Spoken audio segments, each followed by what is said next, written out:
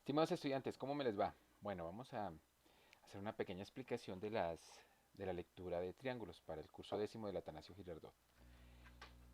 La primera parte de la lectura pues empieza mostrándonos la definición del triángulo. Nos muestra un dibujo, este es un triángulo con unos nombres en sus esquinas. Este tiene el nombre A, este el nombre B, este el nombre C. Eh, como tal, como tal,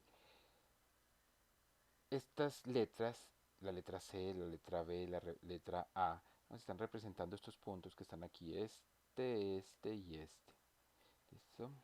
Este es un triángulo común y corriente, como los que ustedes siempre lo han visto. Ese es el triángulo que usualmente le muestran a uno. Pero vamos a tratar de definir exactamente lo que es un triángulo. Entonces, para nosotros, ¿qué va a ser un triángulo? Primero que todo, un triángulo lo vamos a definir de la siguiente manera. Si nosotros tenemos tres puntos y los vamos a llamar así A, B, o C, A, B y C, les puede poner cualquier nombre, pero pues vamos a decir que se llaman A, B y C, vamos a utilizar las primeras letras del abecedario, pero si les cambiamos los nombres no va a importar. Si nosotros tenemos tres puntos y esos tres puntos no están alineados, o sea, no están sobre la misma línea, entonces la reunión de los segmentos AC, vamos a hablar un poquito de eso, o sea, vamos a tener tres puntos, uno, 2 y 3. Y luego vamos a tener unos segmentos. Los segmentos es el pedacito de recta que une esos dos puntos. Este es el segmento AC, este es el segmento AB y este es el segmento BC. Entonces la reunión, la unión de los tres segmentos es a lo que nosotros vamos a llamar triángulo. ¿Listo? Aquí hay una primera pregunta. Esto que está aquí es un pie de página. Este unito que está aquí arriba. Y es una pregunta que pasa acá. Y les digo, ¿por qué no alineados? Entonces ustedes tendrán que contestarme en el taller, porque aquí en el taller es resuelva las preguntas que aparecen en los pies de página. Esa va a ser una primera pregunta de la tarea que ustedes tendrán que hacer. ¿Por qué no alineados? ¿Qué pasaría si los tres puntos se encuentran en la misma línea? Entonces ustedes tendrán que decírmelo. Entonces eso es lo que nosotros vamos a llamar un triángulo. Los triángulos los representamos de esta manera. Utilizamos este forma de escribir su nombre, el triángulo ABC. Este que está aquí arriba se llama triángulo ABC. El triángulo tiene tres ángulos. Entonces aquí está el triángulo BAC, el ángulo BAC, el ángulo ABC y el ángulo ACB. Les voy a mostrar la diferencia entre ellos, ¿no? Hablemos primero de este, el triángulo BAC. Lo primero que yo hago al nombrar un ángulo es mirar cuál es el valor que está aquí en toda la mitad. En toda la mitad está el valor A. Entonces quiere decir que yo estoy hablando del ángulo que está acá. El ángulo BAC pues va a ser este y este. O sea, esto es el ángulo, muchachos. Este que está aquí y este que está aquí. O sea, nos están hablando de este angulito de acá. ¿Listo? Este es el ángulo BAC. Y es un ángulo muy diferente al ángulo ABC. Vean que el ángulo ABC tiene el punto B en la mitad.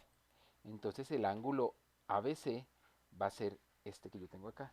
Porque tiene el B en la mitad, entonces va a ser el ángulo que está aquí, acá, este ángulo. Y ese ángulo está determinado por este y por este rayo. Acuérdense que nosotros miramos en la lectura pasada que eran ángulos, que era la unión de dos rayos. ¿Listo? Entonces este ángulo es el ángulo ABC. También yo lo podría llamar CBA, no importa. Lo que debe importar es que donde esté el vértice del ángulo esté en la mitad de las otras dos letras. Si este era el ángulo ABC es porque la B está en toda la mitad, así como vemos acá. Y el tercer ángulo, el que nos falta, es donde está la C en la mitad, para poder hablar de este ángulo de acá, de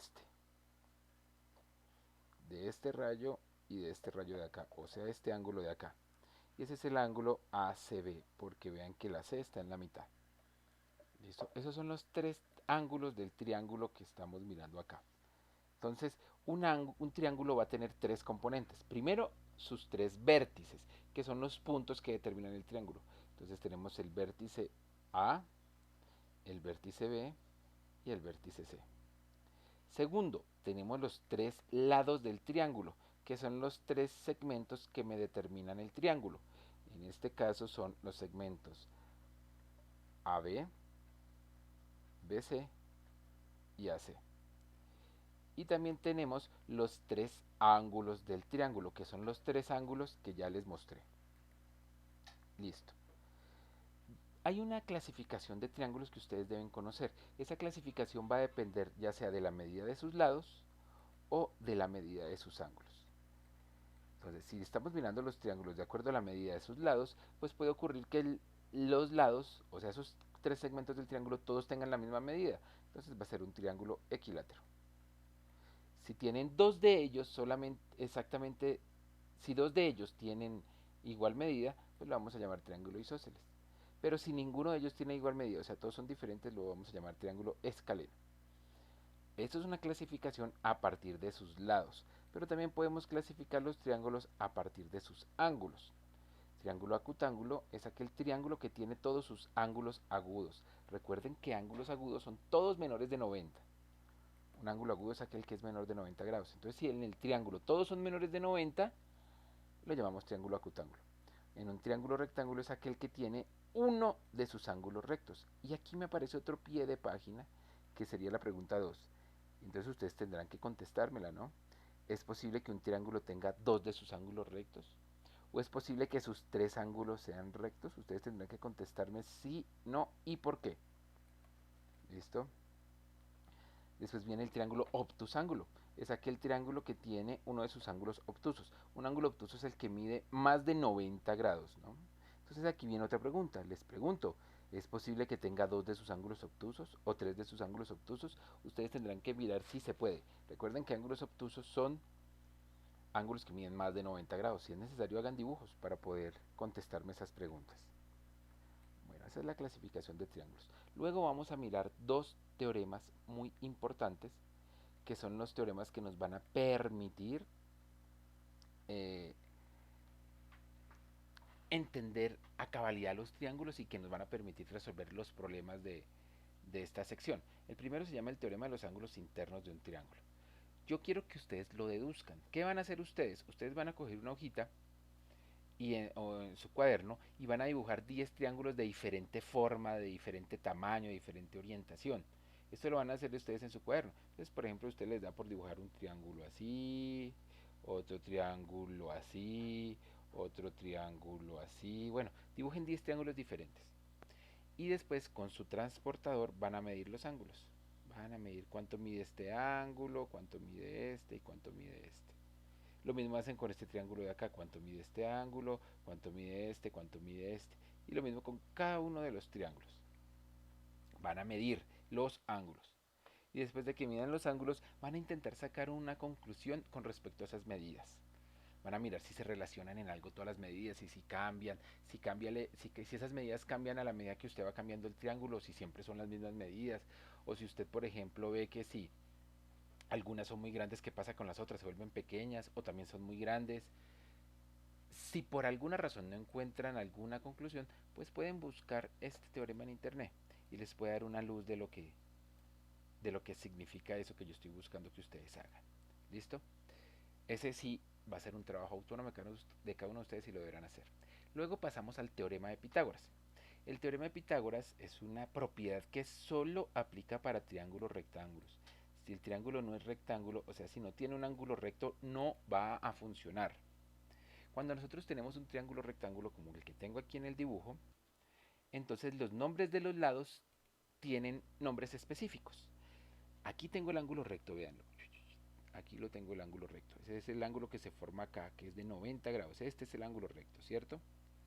Entonces, los dos lados que forman el ángulo recto tienen un nombre propio, que se llaman los catetos. Este va a ser un cateto y este va a ser el otro cateto. Tienen nombres especiales.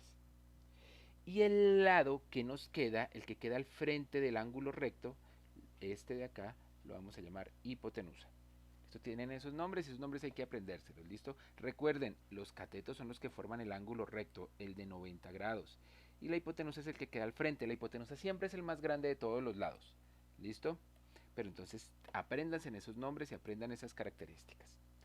Ahora bien, uno puede llegar a encontrar una relación que hay entre las medidas de estos lados. Y se los voy a mostrar a partir de un video. Voy a mostrarles el video y a partir del video vamos a hablar de esa relación. ¿Listo? Y ya se las voy a mostrar. Entonces miren, aquí escribo teorema de Pitágoras. Voy a colocar este. Y quiero mostrarles algo. Quiero que ustedes vean esto. Entonces lo voy a pausar. Aquí tengo en amarillo un triángulo rectángulo. Vean, aquí es el ángulo recto. Este cateto y este cateto me forman un ángulo de 90 grados. Recuerden que esto solo funciona con ángulos con triángulos rectángulos, o sea, triángulos que tienen un ángulo de 90 grados. ¿Qué hizo esta señorita? Esta señorita construyó en cada uno de los catetos un cuadrado. Vean que aquí hizo un cuadrado. Recuerden que un cuadrado es una figura geométrica de 4 lados que todos sus lados tienen la misma medida y que forman ángulos de 90 grados. O sea, ella hizo un cuadradito acá, vea, esto es de 90 grados, de 90 grados. También hizo un cuadradito con el otro cateto. Hizo el cuadrado de este cateto. Con este cateto hizo un cuadrado. Y también hizo un cuadrado con la hipotenusa, véanla. ¿Sí lo ven? Todas las medidas son iguales. Esta y esta son iguales porque es un cuadrado. Lo mismo, esta y esta son iguales porque es un cuadrado. Esta y estas cuatro en general son iguales porque es un cuadrado. Obvio, las medidas de este de acá y de este de acá son diferentes, ¿no? Y lo mismo de este. Pero entre sí las medidas de los lados son iguales en cada uno de los cuadrados. Entonces, ¿ella qué hizo? Vuelvo y repito antes de mostrar el video. Cogió, hizo un triángulo rectángulo y en cada uno de sus lados construyó un cuadrado. Además, llenó de agua los cuadrados que corresponden a los dos catetos. Mire que los llenó de agua. ¿Listo? Ahora voy a continuar con el video. A ver, para que vean lo que ocurre. Ella lo voltea y por efecto de la gravedad, pues el agua empieza a caer.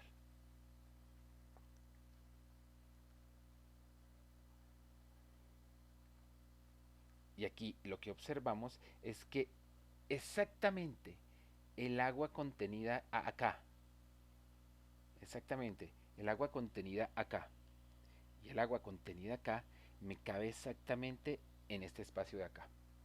Dicho de otra manera, si yo hago un cuadrado en cada uno de los dos catetos y los uno, me va a dar exactamente lo mismo que el cuadrado de la hipotenusa.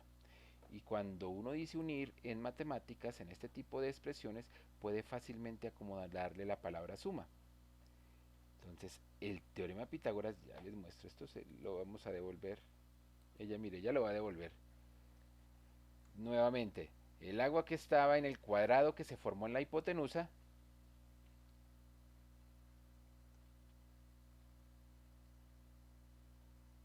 volvió y ajustó exactamente en los cuadrados de los catetos.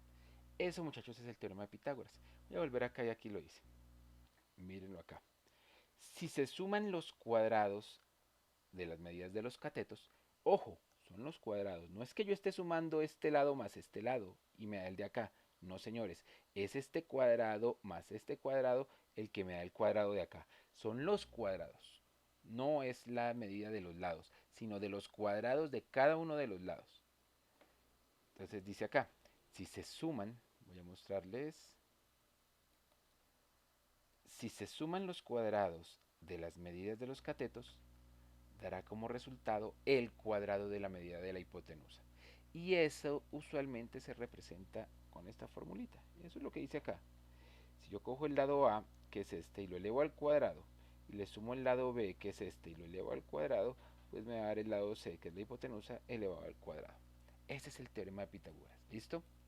Esa relación entre esos tres lados es lo que nosotros llamamos el teorema de Pitágoras. ¿Listo?